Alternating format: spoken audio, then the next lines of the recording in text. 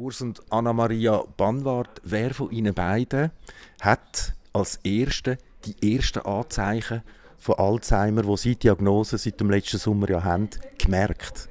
Meine Frau. Wie haben Sie es gemerkt? Ja, einfach so kleine Sachen, dass er ein paar Sachen vergisst oder dass er sich verfahren hat, also zweimal am gleichen Tag Abzweigungen verpasst.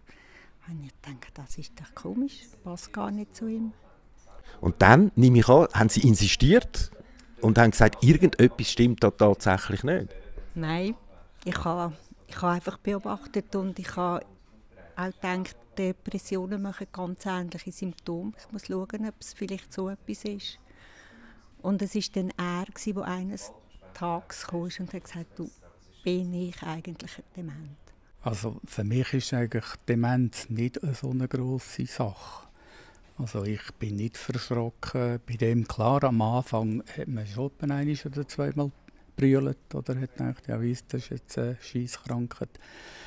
Aber nachher habe ich mich einfach reingeschickt und ich muss jetzt einfach mit dem leben, was ich jetzt habe.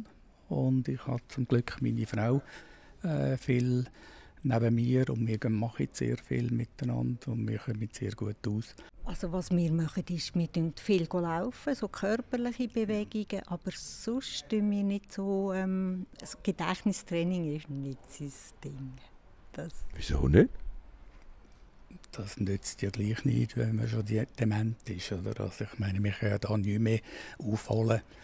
Und dann lese ich lieber eine Zeitung oder gehe noch laufen oder mache sonst irgendetwas.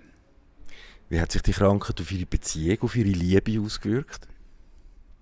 Also von mir aus gesehen hat sich das überhaupt nicht, wie sagt man denn? Nicht negativ aus. Also, wir haben das Glück, dass wir immer ein verliebtes Paar waren und das ist zum Glück immer noch so. Radio SRF. Eins für mich.